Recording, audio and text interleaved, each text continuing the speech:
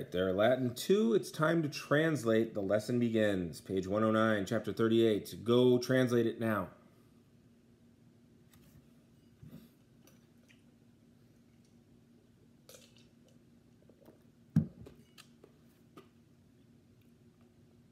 Okay, you're done. Get out your red pen, correct as you go. All the boys had scarcely entered into the school when the grammaticus, the secondary school teacher began thus. 3 months ago, the first book of the Aeneid was read by y'all. Who, out of y'all, is able to tell me to me about Aeneas? To which one of the students responded, "The city Troy was being besieged for 10 years, but at last it was captured and set aflame. Aeneas fled from the ruins of that city, and together with his father and his son and the rest of his friends, he sailed out of Asia, which is Asia Minor, Turkey, for he was seeking a land which was called Hesperia. After he endured many things on land and at sea," that sentence always gives people trouble, but notice multa is accusative neuter plural.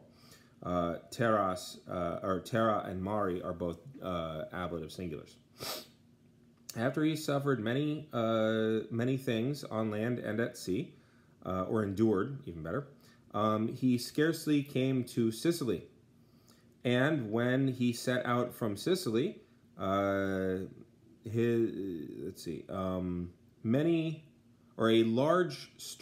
huge storm, destroyed many ships. Aeneas himself was driven by a storm, or having been driven by a storm to Africa,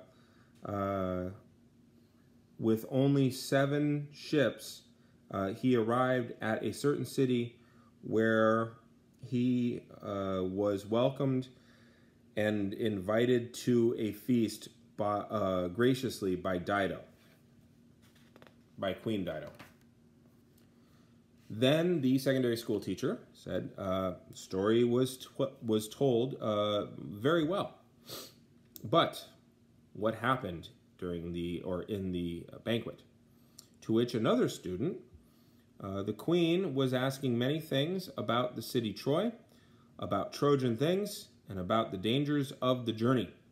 At last, all the guests were silent, and Aeneas began to tell many and wonderful things.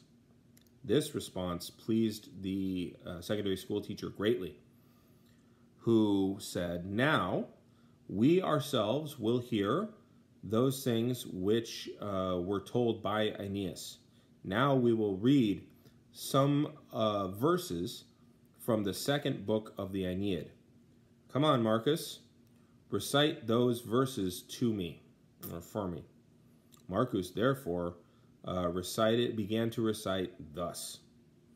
They all fell silent and were eager to listen. Then from his lofty couch, Father Aeneas thus began. "Unspeakable, O Queen, is the grief you bid me revive." Or in Latin, "Conticuere omnes intenti cora tenebant. Inde toro pater Aeneas sic orsus abalto, infandum regina iubes renovare dolorem." So there you go. Pretty right on, right?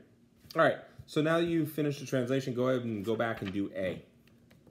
Answer in the tense and the mood and the voice that you are given, if you please. All right, I'm going to hit the button.